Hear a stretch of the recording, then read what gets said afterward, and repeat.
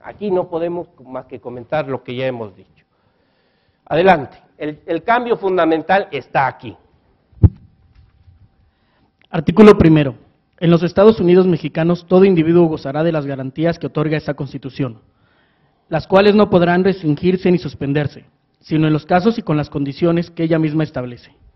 Texto vigente, artículo primero. En los Estados Unidos mexicanos, todas las personas gozarán de los derechos humanos reconocidos en esta Constitución y en los tratados internacionales de los que el Estado mexicano sea parte, así como de las garantías para su protección, cuyo ejercicio no podrá restringirse ni suspenderse, salvo en los casos y bajo las condiciones que esta Constitución establece. Como ven aquí hay un cambio sustantivo importantísimo.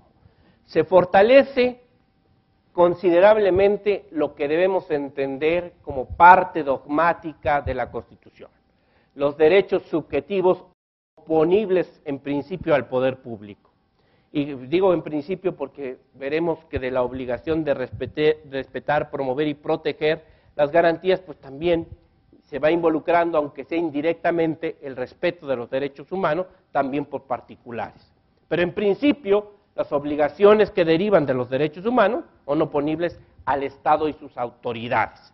Y aquí, pues el catálogo se amplía considerablemente porque se integra un bloque de constitucionalidad con las prerrogativas establecidas en la Constitución, más las prerrogativas contempladas en los tratados. Destaco aquí que se refiere a los derechos humanos reconocidos en los tratados internacionales de los que el Estado mexicano sea parte. No dice tratados internacionales en materia de derechos humanos, dice normas, se refiere a normas, derechos humanos reconocidos en la Constitución y en los tratados en los que sea México parte. Entonces, puede ser que un tratado que tenga que ver con una materia como comercial establezca un derecho y ya tendrá este nivel normativo máximo. Fíjense ustedes la importancia de esto. Luego, pues tenemos algo interesante que nos dice que no solo los derechos se pueden suspender o restringir, sino que también las garantías para su ejercicio. Entonces, está hablando que lo que se puede suspender o restringir, pues son precisamente el ejercicio de los derechos y no los derechos en sí, como se decía en la redacción anterior, cuando decía las cuales, o sea, se refería a las garantías, no podrán restringirse ni suspenderse. No, aquí se precisa que lo que no podrá restringirse ni suspenderse son el ejercicio. Adelante con la lectura. Se advierte claramente que la teleología de esta enmienda es reconocer los derechos humanos con el más alto nivel normativo, con independencia de su fuente, Constitución o tratados internacionales, por lo que se crea un bloque de constitucionalidad. Además, se acota que ni el ejercicio de estos ni de las garantías para su protección podrán restringirse ni suspenderse, salvo en los casos y con las condiciones que la norma fundamental establece. También debe señalarse que se varió el término todo individuo por el de todas las personas, lo que incluso representa un lenguaje acorde con una concepción más humanista. En varios de los 11 artículos que se reformaron, se cambia ese término todo individuo por persona o personas. Adelante. El sistema que se incorpora para la recepción de los tratados internacionales en materia de derechos humanos es uno de los más avanzados al integrar un bloque de constitucionalidad.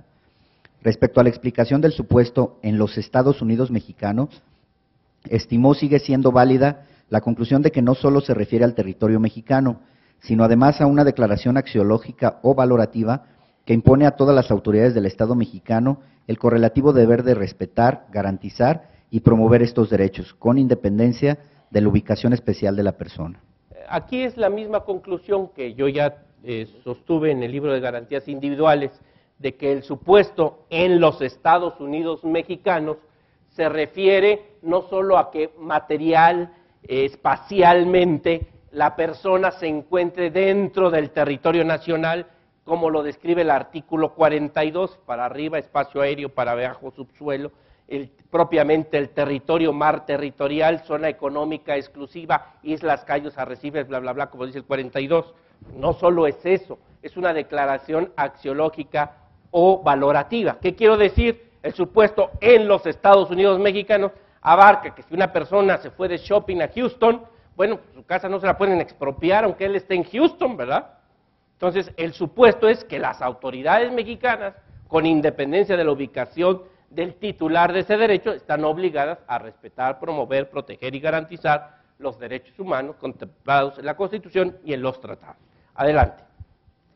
¿Qué debemos entender por derechos humanos? Se puede establecer que los derechos humanos son derechos subjetivos públicos que, por su propia naturaleza, contienen una facultad o prerrogativa fundamental oponible en principio al Estado y sus autoridades, cuyo objeto atiende al respeto de la dignidad humana y que han evolucionado para promover también para el ser humano niveles adecuados de acceso a bienes y satisfactores indispensables para su pleno desarrollo. Aquí sí esta definición es mía, Yo traté de buscar cuáles son los elementos comunes de lo que podríamos llamar derechos humanos, porque ahora pues no va a ser tan fácil reconocerlos. Si ya con la Constitución decíamos que ni están todas las que son, ni son todas las que están, porque en el artículo 29 de la Constitución no está el 31 fracción cuarta, ¿verdad?, donde se establece una importantísima garantía en materia tributaria. Entonces, por eso es que es importante ver cuál es la naturaleza del derecho humano. Pero aquí es más complicado todavía cuando ya incorporamos los derechos humanos contemplados en los tratados internacionales, porque hay derechos humanos de primera generación, las garantías de igualdad, libertad, seguridad jurídica y propiedad, pero hay derechos de segunda y tercera generación, derechos económicos, sociales y culturales.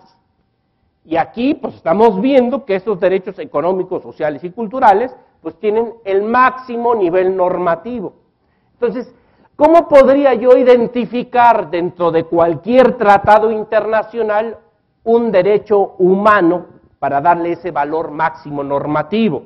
Pues aquí hay que acudir pues precisamente a la teoría general del derecho y decir, bueno, aquí hay una prerrogativa, un derecho subjetivo, y en principio que por su propia naturaleza contiene una facultad o prerrogativa fundamental oponible al Estado y sus autoridades, cuyo primer objeto, digamos, atiende el respeto a la dignidad humana, los derechos humanos de primera generación, de igualdad, de libertad, de propiedad y de seguridad jurídica como los conocemos, pero también, y ahí viene lo interesante, que han evolucionado para promover también para el ser humano niveles adecuados de acceso a bienes y satisfactores indispensables para su pleno desarrollo, los derechos económicos, sociales y culturales.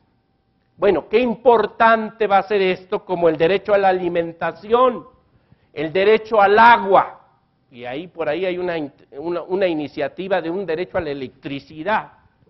Entonces, aquí estamos viendo que el concepto de derecho humano, pues ya no es tan cuadradito como lo teníamos antes, ¿verdad? Cuando estudiábamos en las obras del maestro Bourgois de las garantías individuales, ¿verdad? Entonces, esto ya se vuelve más complejo. Y bueno, aquí cómo vamos a hacer realidad el respetar, promover y proteger y garantizar esos derechos humanos de segunda y tercera generación. Con motivo de un seminario que, para cumplir con la sentencia del caso Radilla, gustosamente todos los magistrados y jueces federales, porque fue muy interesante, muy bien organizado, con gente de la Corte Interamericana, de la Comisión Interamericana, con investigadores, pues tomamos al mismo tiempo, los más de 1.200 jueces y magistrados federales, pues se discutía ahí. Entonces, ahora una sentencia de amparo va a obligar a que, por ejemplo, para garantizar el derecho a la salud, se instale una clínica cerca del domicilio de la quejosa.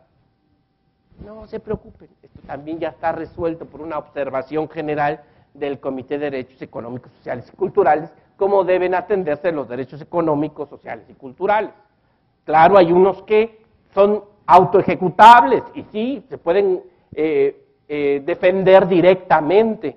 Hay otros que tienen aspectos, digamos, de derechos humanos de primera generación, como que deben ser resueltos esos derechos a la alimentación, a la vivienda, a la educación, al medio ambiente, pues de forma igualitaria, sin discriminación.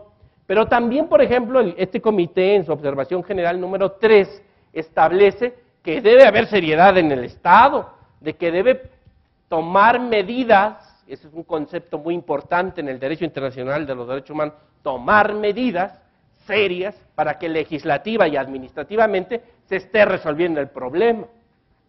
Entonces, bueno, puede haber una observación, una recomendación de este Comité de Derechos Económicos, Sociales y Culturales de las Naciones Unidas, porque pues, ese país está haciendo pato, ¿verdad?